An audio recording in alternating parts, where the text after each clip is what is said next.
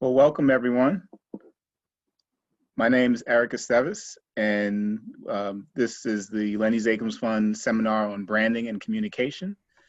I'm the executive director of the Lenny Zakim Fund, and today our guest speaker is Fenelon, who's the CEO of the Sofenomenal agency group.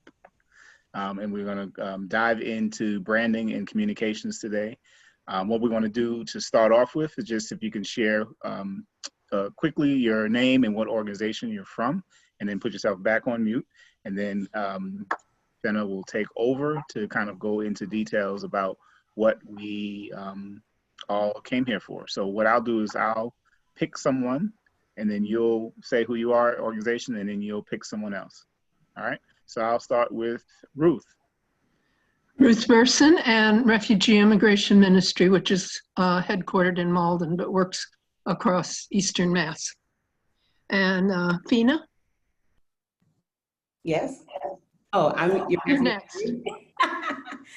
Hello, everyone. My name is Fena. I am the CEO and founder, just like what Eric said, of Sofenomenal Agency Group. We are a branding agency that specializes in reaching and serving the culture. And I will go with Andy Fisher. Hi, I'm Andy Fisher, and I'm the program manager for Sibling Connections. We provide programming for siblings separated by foster care. And I will call on Olga. Hello, everyone. My name is Olga Marchenko, and I'm a program manager with Ballet Rocks.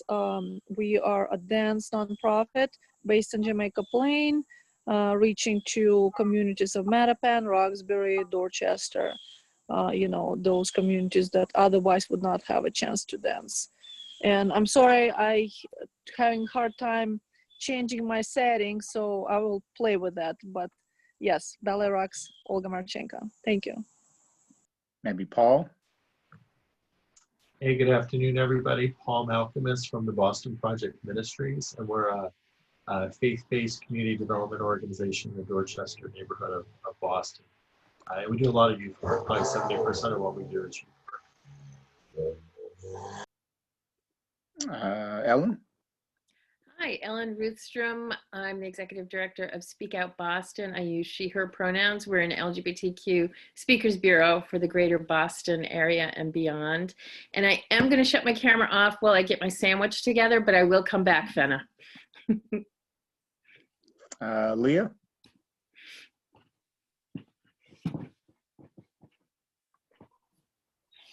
Hi everyone. Sorry, I trying to manage remote kindergarten, which is kind of my newest challenge. Yeah. But I run an organization called Aaron's Presence. It's a youth development organization north of Boston, primarily in the Lawrence, Lowell, Lynn area, and we give kids, the younger kids, elementary and middle school, a chance to do anything that they want that benefits somebody else. So pay attention to their start paying attention to their environment and realize that they can do something to create positive change in even one person's life. Maybe Paula?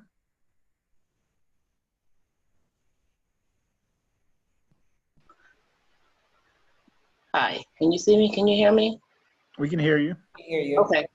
I'm Paula. I'm actually not a part of any organization, but I came across the post on Fena's stories, and the topic was something that's been like in my mind. Like I have a degree in biology. I'm a biochemist for Siemens Healthineers, but lately I've been like, I want to learn other things. I want to learn new things. So when I came across her stories, I was like, ha, look at God. So that's why I'm here. Welcome, welcome. And then lastly, Claire. Hi, sorry, camera off because it's lunchtime. But I'm Claire and I work at Future Chefs. We do culinary training for youth in Boston. All right, well, thank you, everyone. I'm going to mute myself and pass it all over to Fena, who's going to take the lead. Awesome. Thank you so much. And thank you, everyone, for sharing that information. And I'm just excited because a lot of the companies and organizations that you are working with or for, they're based and really just heavy on serving. And when it comes to branding, a lot of people do think about primarily like the logos, the colors, the templates, you know, are the surface, like what do people see versus what it really branding is really is reaching and communicating and serving. So I'm happy to hear that a lot of the ministries and the organizations that you guys are working with really do serve who you are serving. I do have first of all, the way I teach or the way I kind of facilitate, it's more so of a communication or a conversation. So if you have questions, me and Eric were trying to figure this out earlier today, figure out how do we raise hands, but feel free to use your chats. If you have any questions, I'll allow Eric to kind of like, okay, raise his hand on his end so that I know there's a question coming in. And we could either unmute you so that you can ask your own question, or Eric can actually ask the question himself. So this is going to be interesting. I kind of went a different route when it comes to when I was asked to talk about communications. When it comes to branding, and the very first thing that I did think about was relationships. When it comes to relationships, you're dealing with other people. And I have a quote here: brands are built upon people, not products or services. That's always a key, to me, that's a key thing. A lot of people think about what the brand can bring back to them, but it's more so about what you can actually do to bring out and serve either your community or a demographic, whoever you're serving. But yeah, so when it comes to branding, again, it is the relationship between consumer and contractor, or consumer or person and organization. And when it comes to branding, because branding is so widely used, a lot of people don't really know really what is the real definition of branding. Does anyone want to take a hit as to if you know what's your definition of branding? Andy? I think of branding as kind of like the reputation that you're trying to establish. Mm-hmm. Anyone else? First thing you think about when you see the word branding, or you think about when you hear the word branding? Ellen? Yeah, it's kind of the mark you leave behind. Ooh, we're gonna talk about that, Ellen. Oh my God. Oh my gosh, I'm just gonna leave the room right now. Yeah. What stays with someone when they think about you? Oh, I love it. I love it. Anyone else? No? Yes? No? All right. So when it comes to branding, the word brand or branding is one of those words that are usually widely used but unevenly understood. If you want to get down to brass tacks of what branding really is, essentially the brand can easily be condensed down to just identity, like who you are. I feel like, as though I say this all the time, you don't even need to have a business, a brand, a company to work for. You yourself are a walking brand. You knowing yourself is also kind of this, if you don't know who yourself is or are, if you don't know who you are, it's going to be very hard for you to kind of exude and show that through a brand. And so, I mean, what is a relationship? I mean, we all have relationships, whether they're platonic or romantic, but they're all, you know, they deal with communications, they deal with, you know, connecting. Of course, for me, it's just like branding. Relationships may have a lot of definitions, but what I found out on the internet, it says the way in which two or more concepts, objects, or people are connected, or a state of being connected. So of course, those things do go hand in hand, branding and relationships. To go back to what Ellen said, I was just having some fun. I was, Googling the word branding, and the synonyms that came up for branding actually came up as engraving, etching, impressing, imprinting, infixing, ingraining, engraining. I'm those came up, but I think they're basically the same thing in rooting, implanting, infusing, you see the words setting, stamping, and footing. The thing what I found very interesting about all of these words is that they consist of a lot of work that go into it. And a lot of people do see surface-wise the logos, the colors, the video content, all that stuff. Not to say that they're not important, they're very much are very important. But what happens is that a lot of people forget about the work that goes into it behind the scenes. And in order for you to actually be successful in branding, a lot of the work that needs to go behind it takes a lot of work and a lot of sculpting. That's one of those things that we cannot just walk past or just overthink or bypass in regards to when it comes to branding. Like I said here, branding is more than just a logo. It's more than just colors or typography. It's about reaching. I would like to take some time. I know we know some of you indicated who your demographic is, but not everyone did. I wanted to just go around to see, who you serve and what age demographics that you each individually serve. I'll go with Andy first. Sure. So we work with youth age 6 to 17. I would say when it comes to branding though, like most of the people that we're trying to convince to be invested in our programming or register kids for our programming are not the kids themselves. Like most of the kids are eager to participate. It's really convincing like social workers and caregivers that this is worth their time.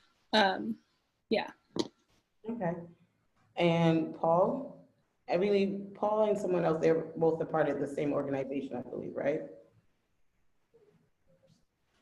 No, I'm with the Boston Project Ministries in Dorchester. And so it's interesting about our, sort of who we're connected with. We're geography based. So we're actually focused on geographic neighborhood that actually means that all neighbors who live in that geography are part of our audience. So from the little ones all the way up to the seniors. But like I mentioned earlier, probably 60 or 70% of our youth work is youth related. So young people, primarily middle school and high school, some elementary age programs. And then, most of our neighborhood is, Black and brown neighbors and a little bit on the lower to moderate income side. Okay. All right. And Ruth? You're on mute, Ruth.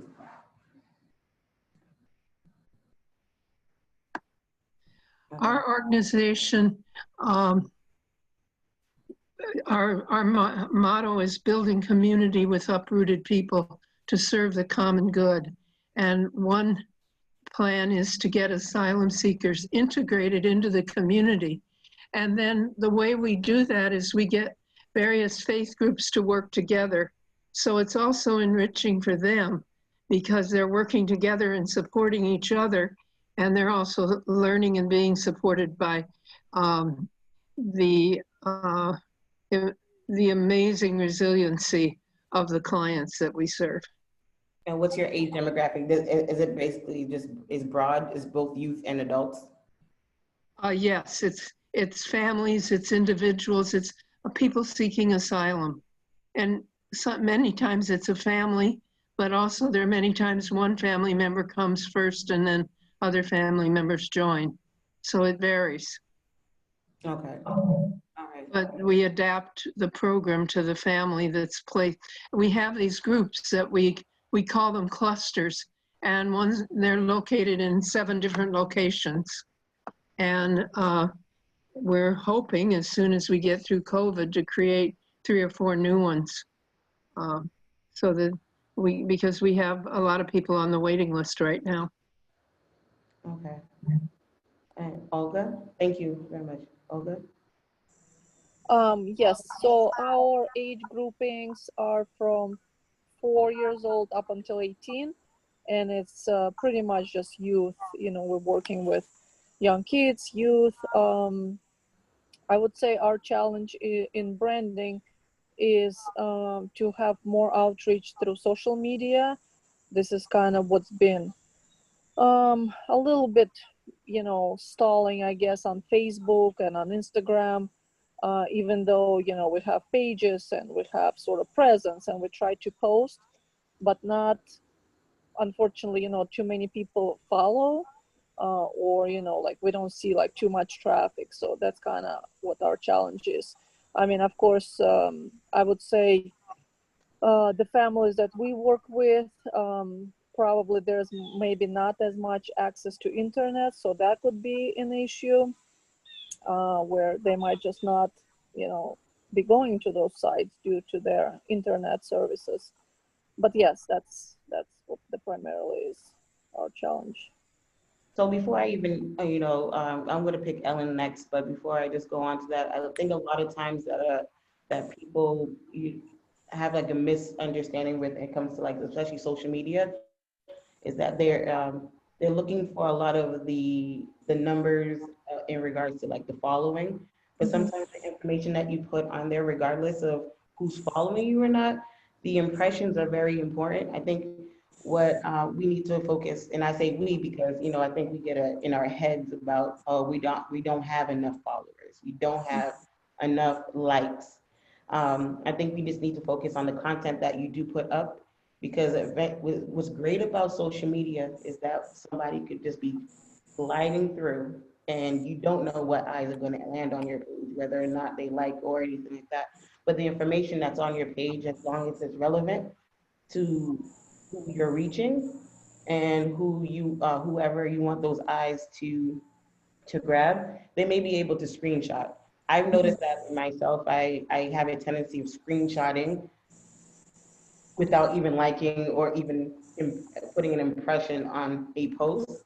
So I think that's one thing for all of us here who do have an Instagram or a LinkedIn or Facebook, any type of social media presence, to not really focus too much on the metrics, because that's marketing. But in regards to branding, I think and we'll talk about this later, but it's actually the heart and the why, and we're going to go into the why, but it's really the heart of the actual organization that really actually goes farther, which goes into the reach. And that's what really is in the impact. The more so is more interesting, not interesting. What you should be focusing more is the impact versus the impressions or the likes. Um, but yeah, so we'll touch up on your why, which is the next subject. But Ellen. Yeah, so I see it as that we have two audiences really, because we're trying to reach other LGBTQ people who might want to volunteer with our organization and become speakers. And then we're also looking for clients who are working on making their spaces more inclusive of LGBTQ people. So we want to make sure that both of those audiences understand who we are and what we do. I know, Paula, you do not have a brand, but I think, just class participation anyway. Is there anything, I know you're in biology, or that's your track or your major, but is there anything that any demographic that you are gravitated towards? So for me, I'm really a people person, so I gravitate from the babies all the way to the elderly. But I try to like help anyone I can. And it could be something small, like if holding the door or, letting you go in front of me in line. So I'm really glad that you did post this on your stories, because my brain is already soaking in so much information of how I can find my purpose, because I've been searching for my purpose. So I'm really appreciative of this presentation. Okay. Thank you. Clea? Is Clea there?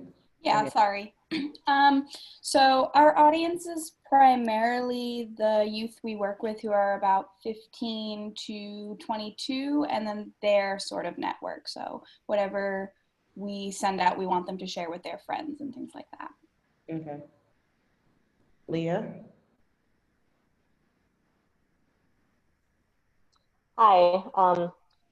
So I would say our target audience kind of varies, but on the youth side, it would be the elementary kids are, you know, not really plugged into like social media and getting correspondence and stuff. So it would be like the older kids, and we do continue with them as well when they're teenagers and beyond. So I'd say kind of middle school, high school, and then now we have some high school graduates. And then, but you know, everything we do is about community and collaboration. So we work with a lot of schools and after school programs, partners, and then all of the things that the kids do benefits either individuals in the community or other nonprofit organizations. So we have a lot of community partners that are other nonprofits in various areas. So and then of course our adult donors and foundations and that sort of thing. I'd say like in social media, on Instagram, we have a pretty active following of a lot of alumni, and you know, some donors, some other adults mixed in there. But I would say that's a great place. That's been a great place for us to connect with our youth. And then we also have a pretty active Facebook page, and I would say that's really where we connect more with adults, partners, and people who kind of help the organization. So they hear about what we're doing, and then they might you know, donate some supplies or things like that, you know, and we put out calls when we have wish lists or needs, or just want to let people know what we're up to. So those are kind of our two main channels right now. I will say something that, you know, that you touched upon, and I think this is going to be good for everyone if you're not already doing it, is collaborations. It actually expands your content, and it also expands the amount of eyes that are looking at it too, because just like each of us have our own networks, and of course when we come together, that means our networks are bigger. Same thing applies to organizations as well. So if you see if you know of an organization that has the same vision of you, of course, like with similar visions, there's strength. So if there are any other organizations that you could partner with for either a campaign or just, you know, just anything that, you know, what you think sees fit, it actually helps build your own personal brand and theirs as well, because now whoever would be, you know, who knows your brand now has their eyes on their brand a little bit, and vice versa. So now it just broadens out the eyes, the amount of eyes, and the reach, and the not the impact, but just, you know, visibility. That's what I was thinking about. I know we have Malene and Lily that came later. Malene, we did intros earlier, so you can let us know, you know, tell us your name, and I'm not sure if I'm saying it right, but tell us your name, organization, if you are associated with one. And also, we're just going around talking about our demographics of, you know, who are you serving? Okay, hi, it's Melanie Welch. Okay. I am the interim executive director at Hawthorne Youth and Community Center. And my apologies, I was trying to get on the phone and was unable to do so, so I needed to get to the laptop. I would say, let's see, I mean, our target audience ought to be, you know, the youth and the community. But I think we're reaching them mostly in person and face-to-face, in the neighborhood, word of mouth. I would say that, you know, social media-wise, who we're reaching are donors and partners, similar organizations, and neighbors. And so we don't have a lot of engagement, I would say, with the youth, you know, on social media, with our website. So that's something we probably, you know, want to start doing. But I like what you said about partnering with people. That's been really helpful. Right now, I am essentially a staff of one or like 1.5. And so partnering with other organizations, similar organizations, has been crucial, and it's been really helpful. Okay, that's great. Thank you. Thank you. And Lily, you just joined, correct? Yes, I did, but I'm having trouble with my internet connection. So I hope you can hear me. I can hear. I keep dropping out. So I'm the founder and ED for the Resilient Sisterhood Project. So we focus on a range of diseases of the reproductive system that disproportionately affect women of African descent. So we've been in existence since 2012. In terms of social media, we use, of course, Facebook, Instagram, Twitter, but that, I feel that to be successful with that, you need to really have someone who can, fully dedicate a lot of time, in order to grow followers and just to really keep at it. We do try to partner with other people just to kind of like leverage more outreach. So so that's what we have been doing. The demographic we serve is around, I would say, from 15 to 100 and plus, so we're providing services because we're talking about reproductive health. Clearly, the services or programs for someone who's between the ages of 15 to 30 something will be different from somebody who's like post menopause. But that's the demographic that we serve. And we mostly focus on education and advocacy. But we definitely could use a lot of help and support around branding. Okay, thank you. Yeah, thank you. Just listening to all of you guys, it seems like it's either just youth or just, the spectrum of young to old. And I think just the difficulty with the young to old is that you're literally, we've all been there. You start as a baby, you become a teenager, go through college age and go older and more.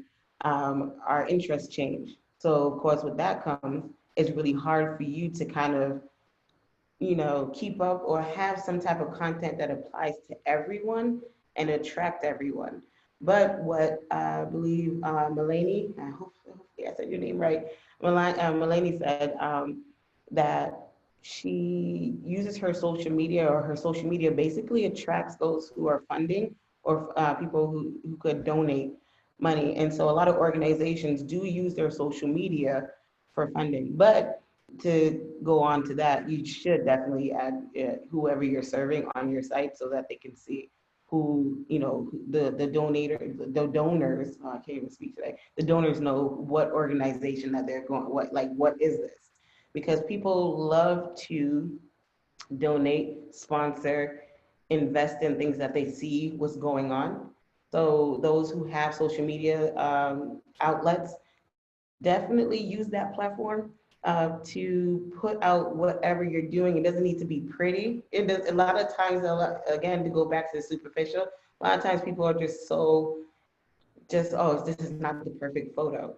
I think we need to step away from the whole staging and actually showing the authenticity of what's going on, because donors can actually read and see authenticity.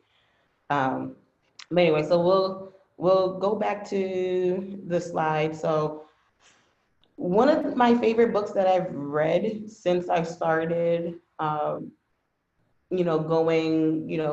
solo dolo. I say solo dolo, but he's like sole proprietor into my brand is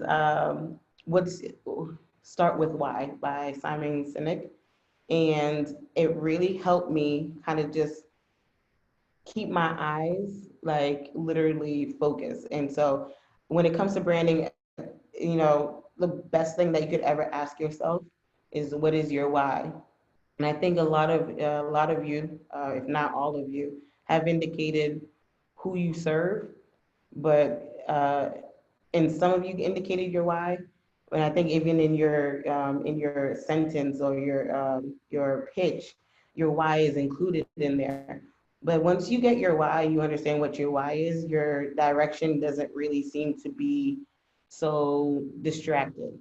And once you understand what your why is, there's less room for confusion in regards to how to approach who your demographic is, or approach how you should move your business or your brand. Use your why as your compass. That's the best way I could actually you know, is a more metaphorically put it. When you use it as a compass, it's like, say, for example, you're on your way to work, you know, your end result, your end destination is work, but you're like, okay, so you're driving to work, but you see a Starbucks and you're just like, let me stop by and get some Starbucks. Pick up Starbucks and you're just like, wait a minute, I still got to go to work. Your destination is still work. Your destination is still your why. So whether you get on that route to get there, sometimes you might get distracted with, you know, some fundraisers here, some here, you know, I'm getting money here, but, you know, that could also be like, okay, so we're getting money for this organization. Okay, cool. But don't lose sight of what your why you started this in the first place. A lot of brands lose sight and they actually jump off track because they've lost, either they forgot what their why was or they never had a why to start with. And so those are things that we have to keep in mind when it comes to a brand. Before I switch off to the next slide, any questions? No? Okay, cool. And the guy go with this, it says, with a why there comes confidence, and without a why there's confusion. Point blank period. Nothing else to really, it's basically self-explanatory here. All right, so now this is when we get into the relationship goals. So when it comes to just like regular relationships, especially when it comes to like romantic, there's attraction, there's loyalty, there's integrity, and there's also communication. There's more to it, of course, because everyone knows relationships are just, it's a lot. But we're going to just talk about these for today, not too long, and then we're going to do an activity at the very end, which basically will, I don't know how many people are in here actually. Hold on. Anyone come in? Okay. So it is 14, like 1, 2, 3, 4, 5, 6, 7, 8, 9, 10, 11, 12. I don't even know where I got 14 from. But we'll have Eric separate you into groups later on. But anyway, so we'll start with the brand attraction. So you see these, everyone's familiar with them. I'm pretty sure that you're probably looking at all of them like, that's my favorite. I prefer that one over this one. I prefer that one over this one. Let's look at it. You know, I'll just go around, you know, let me know, you know, who, raise your hand if you prefer Dunkin's over Starbucks. Paul's the only one. Raise your hand if you prefer Starbucks over Dunkin' Donuts. Raise your hand if you prefer Pepsi over Coca-Cola. Olga likes Pepsi. Raise your hand if you like Coca-Cola versus Pepsi. And Microsoft users in the building. Apple users in the building. And Burger King, McDonald's. So what I've noticed with branding, so these brands are pretty much the same. Dunkin' Donuts and Starbucks serve coffee. They serve little treats or, you know, sandwiches. And Microsoft provides phones, it provides laptops. Pepsi and Coca-Cola, they provide soft drinks. Burger King and McDonald's, sandwiches and fries. They offer the same thing, but there's something about them that attracts people to them for some odd reason. And I realized that attraction is at times can be very subconscious. And it's a gravitational pull that's subconscious. You don't know why you like these, but you just gravitate towards them. Sometimes it's taste, sometimes it's other things, but at the end of the day, you have a preference. And so when it comes to the attraction, brand attraction is a subconscious gravitational pull. Doesn't mean that one brand is better than the other, but the brand that it creates a preference for one thing over another, even when all other things are basically the same. So some people will prefer to go to Dunkin' Donuts versus Starbucks and vice versa. It just depends on the fit. The person that you are trying to, not even trying to, it's that if it just fits. Like it's just complementary. Whoever your demographic is or whoever you're reaching, it has to be some type of relationship where it attracts some type of, whether it's your mission statement, it could be a look, it could be the experience. Because I think a lot of times, in most cases, with these uh, brands, sometimes it's not even a look. It could just be the experience that you have when you're with them. A lot of times when it's Apple, a lot of people like AirDrop. I'm a fan of AirDrop. For those who are not familiar with AirDrop, is one of the best things ever. And I think that's why I'm like, okay, I prefer Apple. When it comes to, Dunkin' Donuts and Starbucks, I like being able to, give my name as Beyonce at the, what's your name, Beyonce? And they write down Beyonce and they hand me my, that's an experience. And Burger King, have it your way. Thank you. I would love to have it my way. It's just all perfect. So, so hold on, did I say something? Oh, and what's great about, although the brands are pretty much, they serve and they do the same thing, is that they have their own like their own different elements about them that makes them unique. And that's really important. So brand loyalty. Uh, Brand loyalty is basically the devotion to a product or service, and it results in repetitive sales. And I say presence because not every brand requires a sale. Sometimes it might require maybe a donor that continues to donate. It could just be attendance, anyone who just shows up because they just want to support because they feel obligated to be there all the time for you. And that's so again, I'm using Apple as an experience. A lot of people who do have Apple products usually have the whole line. And I'm not even sure people even pay attention that they're doing it, but they do it. But that's because of the fact that these people who do purchase an Apple, there's a sense of loyalty that they feel like, I trust this product, I trust this organization, I trust this nonprofit, I trust this company, and I just have to keep on coming back, or I just have to keep on donating, or I just have to show my face even if I have nothing. It's just the simple fact that these people keep on coming back, and you want your demographic, you want those donors, you want people to show faces when they come to your organization.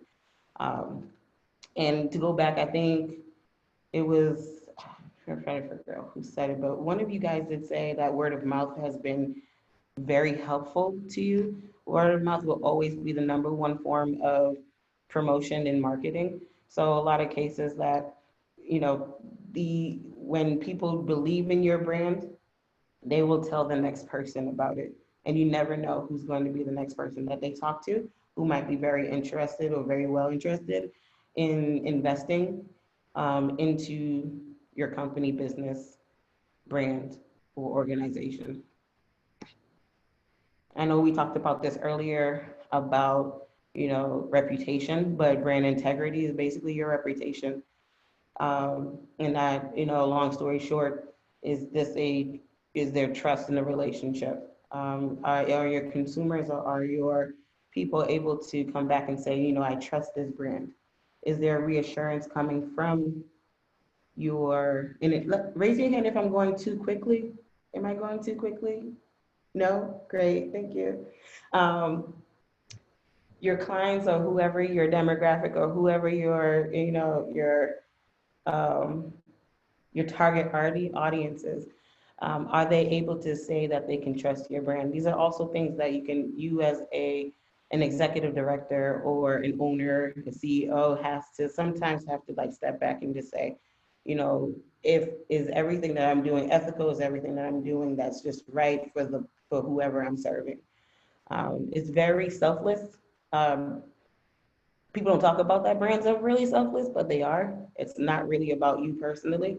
I think a lot of people do forget about that, but the integrity of a brand is very important. Your reputation is important. And you have to ask yourself, how do people trust us? And how do we keep that trust?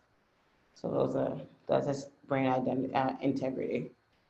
And then there's the brand communication, why we're here. So you have a best friend, you talk to that best friend a certain way. You have a colleague, you talk to your colleague a certain way. You talk to a politician a certain way. Different people will have different ways that you speak to them. So that's why I had to ask earlier about, what demographics are you serving? Because depending on who your demographic is will determine how you speak to them, or how do you approach, not just how to speak to them, but how your approach is in regards to how you greet, how you speak to them, and how you leave them and leave a conversation. These things are very important because it's just, again, it comes with a relationship. You're building a relationship. Just like any relationship, you're going to, if you want to get to know somebody, there's a lot of questions, a lot of things that you need to ask, a lot of things that you need to kind of sit back and observe who that person is on the other side of the table. And of course, that all, is going to have to come, communication has to come with that. So let me see, it says here. So yeah, so brands have a tendency to get, be more focused in the metrics. And not to say the metrics are not important. And that's what we were talking about with Olga, is that, don't worry too much about the numbers when it comes to these things, because we need to get the people. I can't remember what movie it was, but Dennis Quaid was building a baseball field, and it says, if you build it, they will come. Cannot remember that movie. I feel like I don't know what that movie. Anyone can answer that for me? No. Field of Dreams. There it is. It's super old. But you know what? I literally will always kind of like have that in the back of my head, because once you build something for the people, it's like they will come. I'm going to use this as an example again. Apple. You never know what you need until it's built for you. So Steve Jobs said, "I'm going to create a phone where instead of you having a stylus, you use your finger." So, people were losing stylus for ages. I had a stylus. I lost maybe 3 times and I purchased another one. And so he was like, okay, I'm going to do something that serves people. And he was just like, okay, we're going to create a product that, people use their own finger. And people didn't know they needed it. And people came and they were buying Apple products for reasons no one knew exactly, because it was like, oh my gosh, I didn't know that I needed this. But anyway, but yeah, if you focus less on the metrics in regards to the branding portion and the heart of it, people will definitely come. And I think a lot of people are just more so like, how do we get these people? They're looking past the heart, they're looking past the why, and it's literally clouding the whole idea or whole conception of, why are we doing this? What is this brand all about? Because essentially, again, branding really is about reaching and building relationship and communication. So you don't want to lose that whatsoever. So now this is where we get into our group activities. Has anybody ever filled out a lean canvas before? This is going to be fun. So what a lean canvas is, it's literally the easiest way for anyone to build, to create a business plan. I'm not gonna have you fill out the whole thing at all, because it doesn't really pertain to the whole business plan. I just think that we just need to have you get in the habit of, who demographic is, what the problem is or was, how do we solve that problem, what's our unfair advantage. These are all things that apply to all brands and businesses. And so this is what a lean canvas looks like. Oh, sorry. Oh yeah, by the way, brands are all problem solvers. What are you solving? So those are the questions to ask yourself as well. Anyway, this is a lean canvas. I X'd out what we're not gonna work on today, because that's more so getting into the metrics of things, and that's what we're not talking about. We can if you would like to, but we're not going to do that.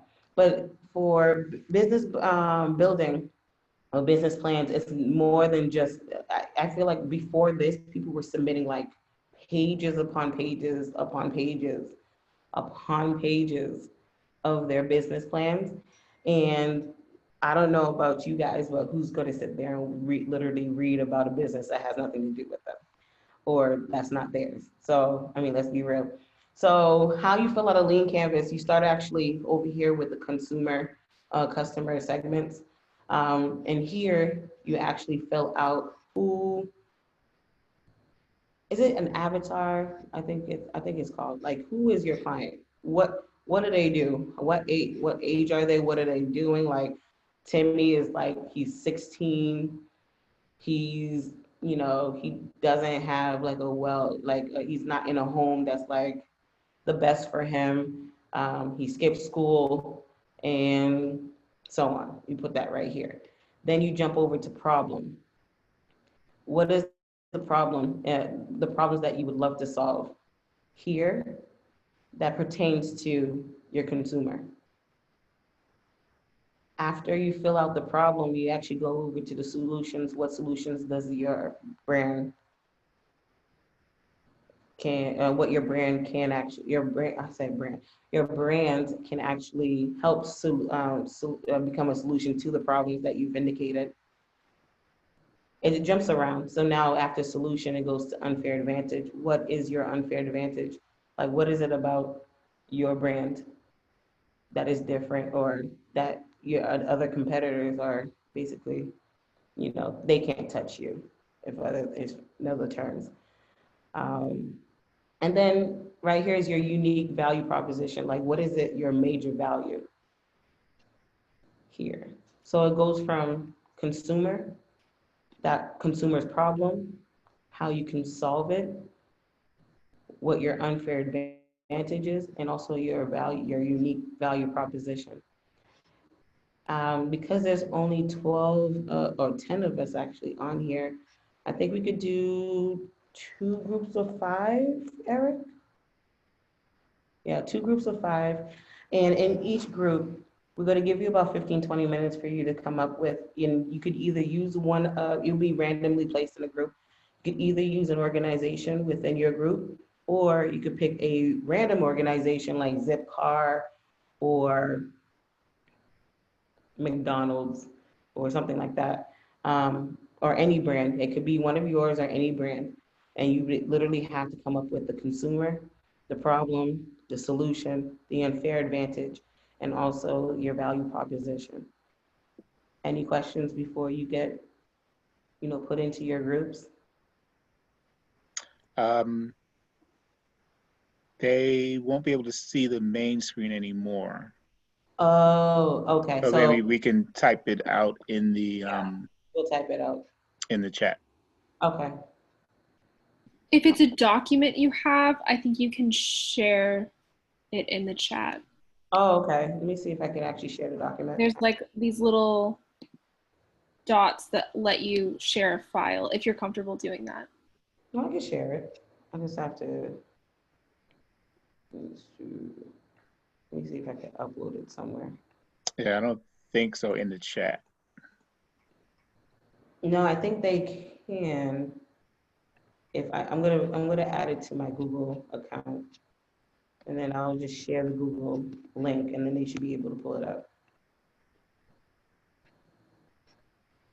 Would it be worth it to try and do all together? Oh yeah, maybe it's a smaller group. It's not too, you know, we're not too big of a group. I wonder if we should try and do it together. But if people would rather go into small groups, that's fine too. I'm fine with it, Eric. You think it's a small group? It's up to you all. It's 9 of you. Yeah. Okay. All right then. So do you want to choose one of your own brands, or do you want to go with a neutralized brand like UNICEF or something? No, UNICEF does. I'm so sad. So sad. Well, maybe do one of your organizations has like a communications priority in terms of something you need to work on for the next year? We have a couple of things. We run a few different programs. We have like sibling Sundays, and we do retreats, and we also do a camp. And our camp used to be part of a larger umbrella organization and called Camp to Belong. And so it was very confusing for a lot of people for a long time that we were Sibling Connections, but also Camp to Belong, Massachusetts. Now we're finally leaving that organization, and we run our own camp now, but we're not sure what to call it, and how to like reduce confusion with our audience. I don't know if that's a branding thing or not, but Yeah. You can work with it. And I think at the end, hopefully you are able to kind of figure out like, okay, this is the direction. You don't have, and we could talk about it here, but it'd be something that you could either take back to your team. Are you the one that's like, you're the team of one? no, we have 3 employees and then like, I don't know, like 40 or 50 volunteers. Yeah. And we Okay. serve like probably 300 kids. So I think the information that you gain from this exercise, you may be able to bring back and say, okay, so this is who we're serving, and these are the problems that they have or you have, and then what's the solution, and then we could do this and help you out all together collectively, and then you could take that back to your team. That would be great. If this is a good problem for this graph, I'm not sure. And then everyone else who's on here, and we're just, although we're going to be helping Andy, you can use this exercise with your organization. So just, especially like for those who are like people like Paula, and I think that's it, or even my mentee who's right here across from me. For those who don't have a brand just yet, to help them kind of guide like, okay, where, what do I need to do? Where do I need to go? What problems do I need to solve? How can I solve them? And so on. So let's write this down. I don't know if I can write on this, actually. This is a PDF presentation. But we could do, let me see. Well, we could just spit it out, and then Andy, you could write them down. So you know yourself better than us, so of course your consumer segments, and I know it's gonna be repetitive, but we've been on this chat for about over an hour, so you can just tell us who your consumer is one more time so that everyone could actually just be reminded. Yeah, so we serve siblings separated by foster care. I would say our audience and like the people that we're usually trying to pull in are more the social workers, caregivers, and sometimes volunteers. That's I would say that's more of our audience for like branding and communication. Okay. All right, and what other problems do they have?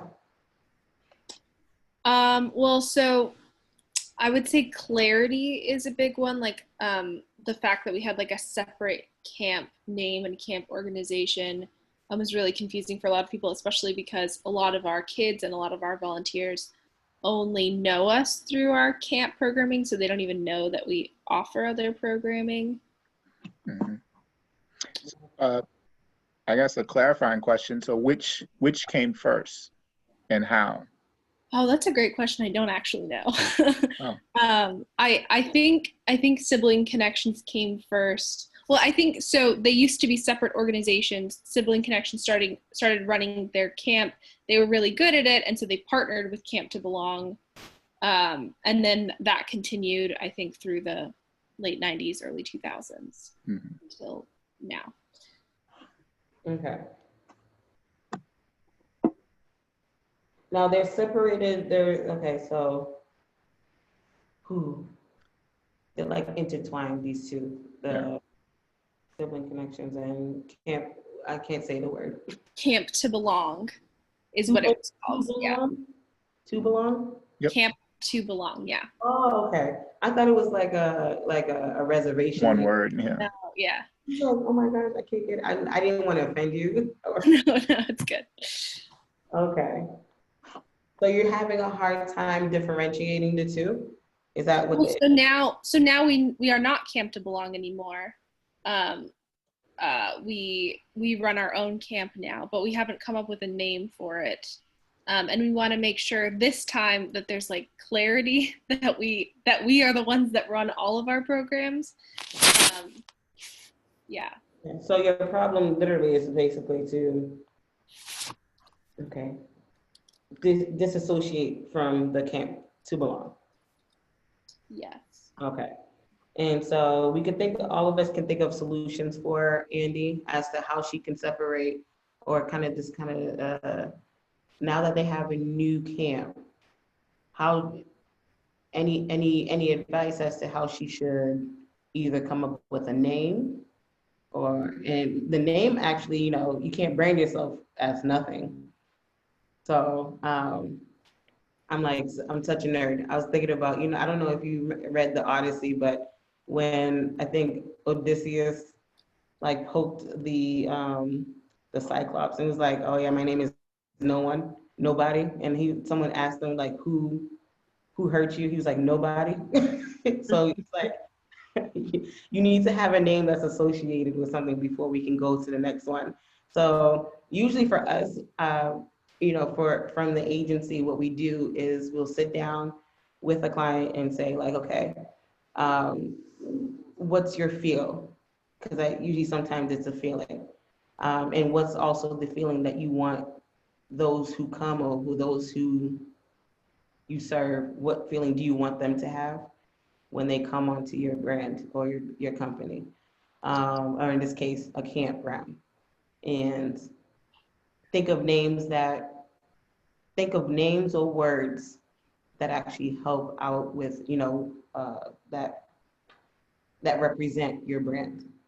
So like, say for example, I'm thinking refuge, I'm thinking safe house, I'm thinking all these words, like words that go with what you're trying to do. Make a list of them, and then a list of like your feet, like the feelings or the vibes or the energy that you would like for this to, you know, to come out for whoever is a part of it. And you read the list over and over again until something sticks out to you. And sometimes it might be something where you put two words together to create one word, just like how you did To Belong, and I thought it was a whole reservation name. It might be something like that. That's an exercise that we do. Sometimes it might be named after someone. These are exercises that you can do, but, you know, does anyone else have any ideas of how she can, you know, find a different name?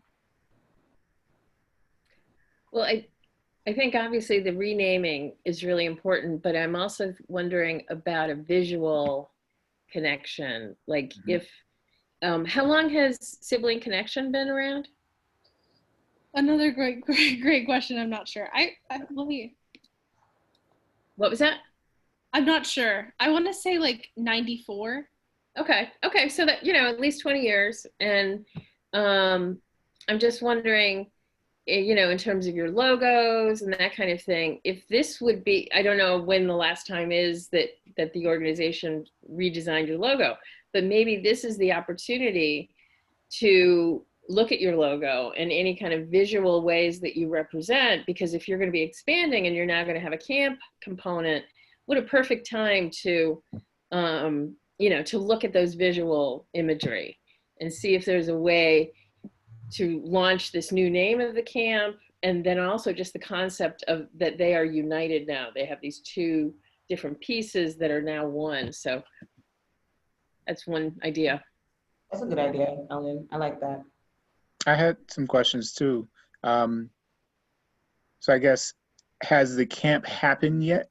Like, did the camp happen this year?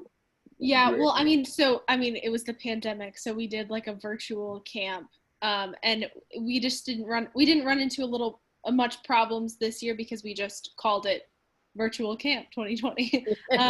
We didn't bother coming up with a name for it, and most of our kids just kept calling it Camp to Belong, which is fine for now. So I guess my question related to that would be, you know, it might be useful to, you know, some people have real extensive processes, but, you know, do a survey of the kind of the young people that you serve, or the social workers, in terms of like, you have a list of possible names. Well, one was, does it need to have its own name? Could it be called Siblings Connections Camp? That's what I'm hoping, right? Like, because my goal is clarity. So we did get when people heard that we were departing Camp to Belong, we got some suggestions like Camp Kinship and Camp Connect. But my worry is that if we have a separate name for camp, again, that clarity issue will still exist. So I would like to somehow tie our title into the name of our camp, but maybe that's too early. I'm not sure. But there's also, sorry. Oh, go ahead. I'm just saying, some plenty of organizations have programs that have their own names. So if you just frame it as Camp to Belong as a program of sibling connections, it's just providing clarity, even though people are just still referring to it as that, because there's some organizations where the families only know that one program. They don't connect with all the other stuff, the why or whatever the organization may do. But that's just their main point of entry. So that's just what they know. But it at least you have that messaging that it's all connected, and we offer other stuff beyond this. But that's just one alternative. I mean, you could always tie it back to your brand or your, the original by, a lot of times you'll see provided by. So, Sibling Connections presents, and then the name as well. But that is a good question. Do you even need to change the name? You could do, Camp Sibling Connect or SC, or maybe abbreviated in any way. Or if you're looking for something new, I mean, think of the same exercise I gave you originally, like maybe synonyms for newness, or anything like that. Or connections. Those, like, just think about that. And also another one would probably bring a lot of traction to you, would be maybe a campaign or a competition or a submission, where, like what Eric did say in regards to like a survey, but with the survey, not the survey, but at least with that, with a campaign or a competition, or is it competition? Is it called contest? Yeah, contest. That way you could have people, participate and be more engaged online, where now it causes more people to be a part of something, and it gives them the opportunity to get their eyes on you, on your organization, who wouldn't have their eyes on your organization any other way. And it also includes, on top of engagement, it makes people feel like they're a part of something. And especially like if kids love to, especially if they win, they have bragging rights or anything. Yes. But also you have the right to collaborate with some other organization as well that may be able to provide mentorship too. So it also, they could push out the contest as well for the youth. So you have that option as well, using this problem, finding the solution in including someone else, whether it be one of the students that you serve or another organization, where you could, whoever wins can actually, wins the contest, the incentive could be some type of, something that comes back to them. Oh, well, of course, this is incentive, but that way you have more eyes on your organization. I also see that, I like that, because I see it as a way to make sure it's on everyone's radar that the camp will be changing names. So everyone who is familiar and used to the name, even if they don't know what the new name will be, oh, this will be named something. So it's just, even if they don't vote, they're just getting those updates, and then okay, this camp is now going to be called this, or whatever. But at least it's putting on everyone's radar who used to go to the camp, or used to refer, is used to referring young people to that camp. And when you have like a time limit on it, and then you know, when the day is to reveal, you could do a revealing celebration in some sorts. And that way it goes back to just, you know, like what Eric said, now people will know there's a name change instead of it just being abrupt or, you know, virtual camp. I mean, virtual camp worked for a little bit because, of course, we're in a pandemic, so it worked. I'm not to say that we don't know what's going to happen in the next coming months, or so on, but at least that's something that could get people kind of like excited, especially since, you know, I'm not sure. This is you're going to bring it up to your team, but people will be indoors again. It's getting cold. People will be indoors again, so it gives them the people will be online again like they were before. So that means there's going to be a lot more eyes on your organization, and so on. Any questions from the group to Andy? I don't have one for Andy, but it's related to this conversation about logos and stuff like that. How many do you advise, Fena, for or against organizations having an organization logo, but then also various program logos? Like, could you? What kind of program logos? Well, logos for a program. So like we have a program called Level Up Life Coaching. Well, the type of logo we might develop for that might be different than the logo for the Boston Project Ministries as an organization. So yeah, just are there any guidelines about how much you want to brand out a particular program and how that relates to the branding of your organization? I think, sorry to cut you off. I think it's really more so about preference, and also it's similar to what I said to Andy regarding, like, you don't have to go so far, but always have like the, you know, the ministries presents on there, or some type of element that ties it in, whether it's color schemes, because usually without having to, you could change have a whole different logo, but still have the same color schemes going. Or just have an element, like, say, for example, if your original logo had a globe on it, just a globe and maybe some hands, maybe the level up might be the globe and like an arrow up, but it has some type of consistency. That way it's not so far on, like, across the spectrum. Like, I would never think that this would be together, but if you tie those elements of color and concept together, you can change up a logo and it would still be associated and tethered to the original umbrella organization. So it really depends on preference. But don't go crazy. If your colors are like blue and purple and you go all the way to yellow and red, you've lost them. Any other questions? But that makes me ask a question to Andy then. Is there, if does Camp to Belong have its own logo? And if so, are there like design elements of it that could be incorporated into the Sibling Connections logo? The Camp to, so like I said, we're completely departing from Camp to Belong. They did have their own logo, and that did add a lot of confusion because our logo is like blue and orange, and theirs is like a tree and has like a bright yellow like sign and like a red heart in the middle. It's like a very busy logo, so they did not like look good together or have any relation to each other. So I'm glad that we'll be able to come up with something else.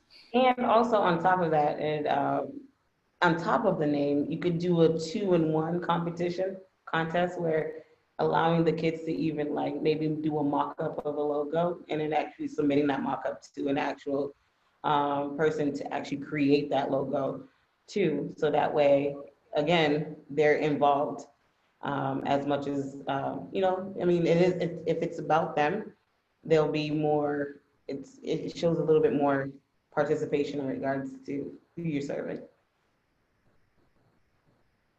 It would be fun. I think it's fun. That way it's less on you guys and let them do the work. Any questions for Andy or for myself? I feel like Olga had a question and disappeared. Oh no, she was waving to say bye.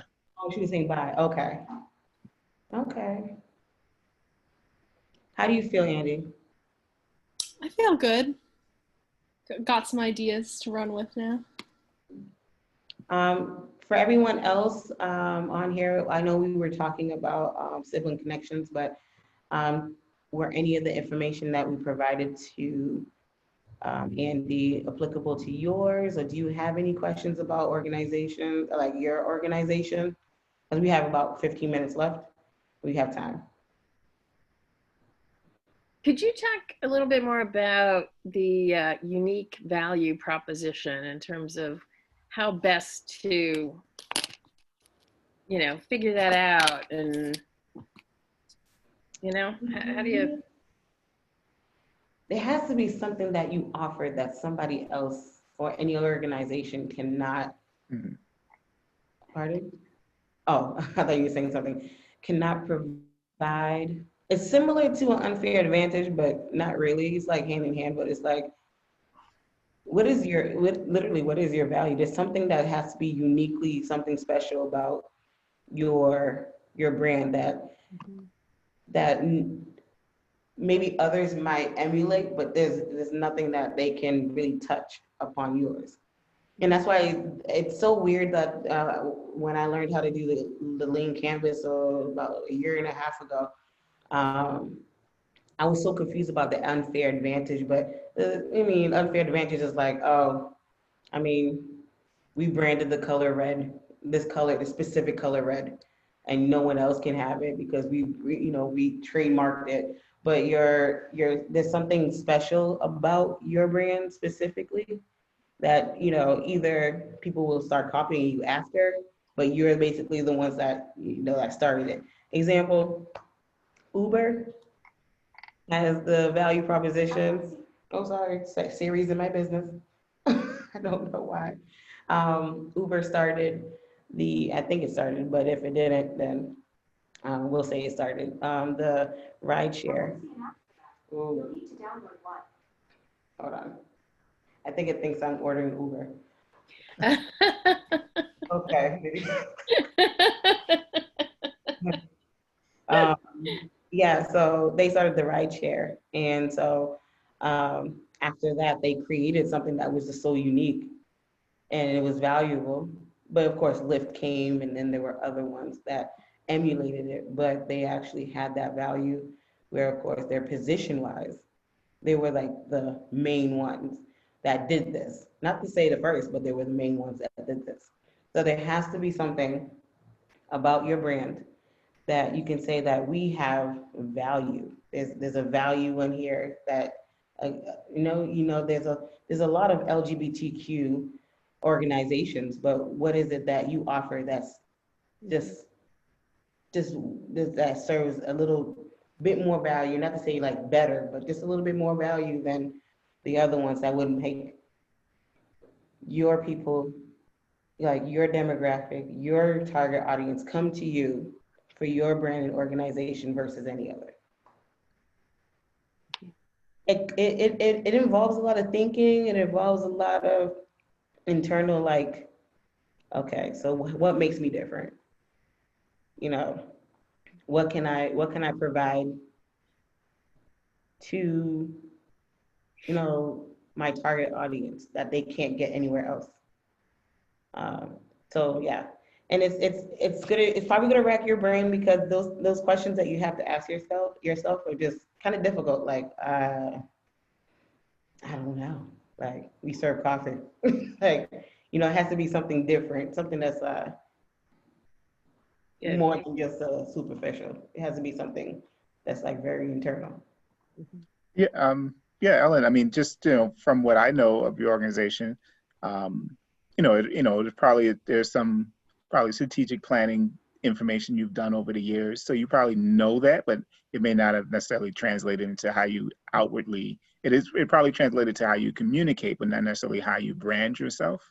But from what I know of Speak Out, it's really kind of the trusted and vetted speakers bureau, but also the power of storytelling. So it's people who people can seek you out for referrals for high quality speakers, that they have a sense that you've kind of vetted them or done something to have them be able to kind of be referred by you, but also knowing their storytelling or them sharing their own stories will resonate with the audience. So, you know, it's also kind of the combination of their stories, but also your matchmaking.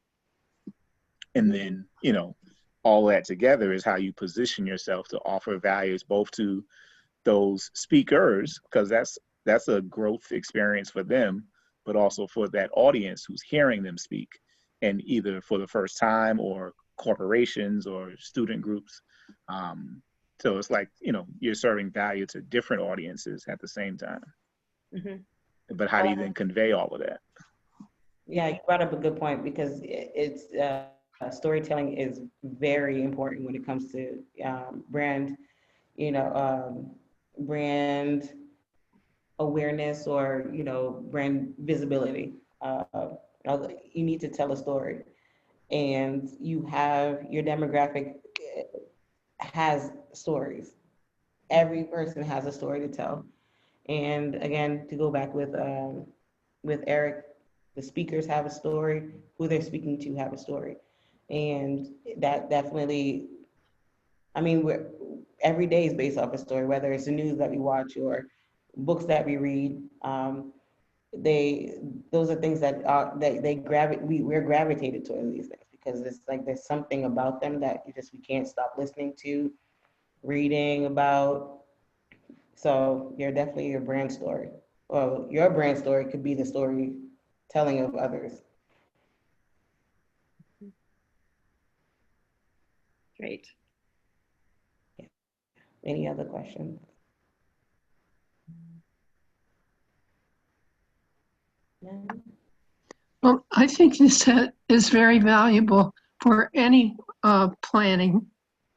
I'll give you an example, and you tell me if I'm off the mark. Last night, our board met, and we made the obvious decision that we can't be having a big international dinner this year. And then they turned around and said, let's do something virtual, Ruth. So I started making lists. But I think this is more helpful. Look at the problem, the solution, the metric, to figure out how to make that happen. Yeah. So thank you. This is very, I'm sitting here seeing that all of these things will, rather than just making lists, that this kind of thing will help make progress as to how we put a virtual thing together. Yeah. Does that make sense in the use of it? It does make sense. Can you see me? Can you hear me? Yes. Okay. Yeah. So the person who created the Lean Canvas did this so that you're not spending so much time making lists and, you know, creating a whole document. It's just literally bullet points of let's get to the point. Who are we serving? What is the problem? How do we solve this problem? And so on. And a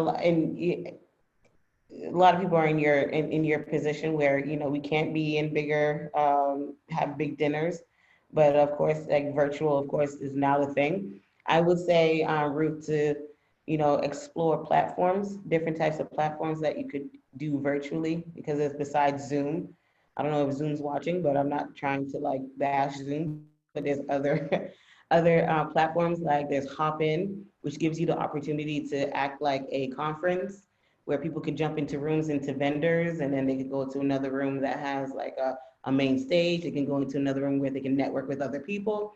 There's also StreamYard that gives opportunity for you to brand your, you know, things like this that we're doing here, but, you know, brand it to a point where it has your logos and your sponsors on there.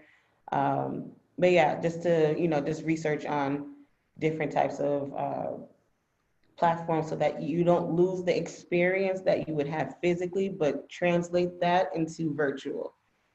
Fena, what was the one you said? Was it called Jump In? Oh, Hopin. It's like, Hop In. yeah. Yep. I'll place the link. Hopin.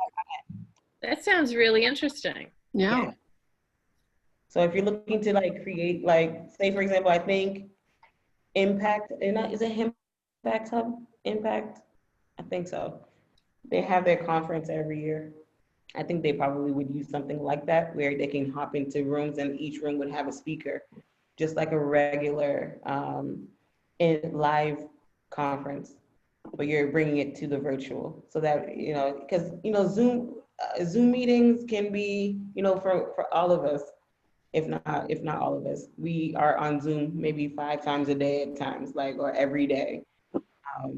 And so you want your experience to be a little bit different looking than just your regular Zoom experience. So you're taking it out to go to one of these other platforms, kind of gives those who are attending a sense of, oh, okay, I'm not in a boardroom meeting of my 9 to 5. I'm in a different area right now. But yeah, things you learn in the virtual world now that we're stuck at home. And just to comment on what you were talking about, having been in my lockdown, I've participated in a couple of conferences online in those type of format, and it's really good because then you can talk to the other people who are from all over the world, and you meet and make friends, and it was a good experience. So it's like you don't leave home, but you're learning stuff and you're meeting people and you're socializing and networking. So it does work. It's a pretty good experience. Thank you. Yeah. Yeah. All right, well, last call for questions.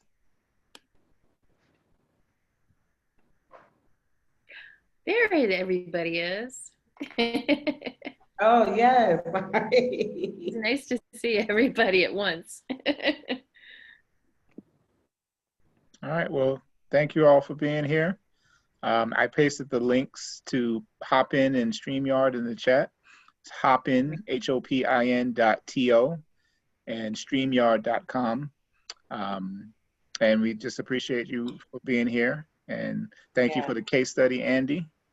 And thank you again, Fena, for facilitating this session.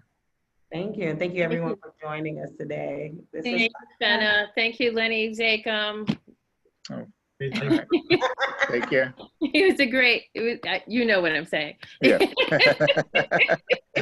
It was great to have a workshop. Thank you so much. No problem. Thank you, everyone.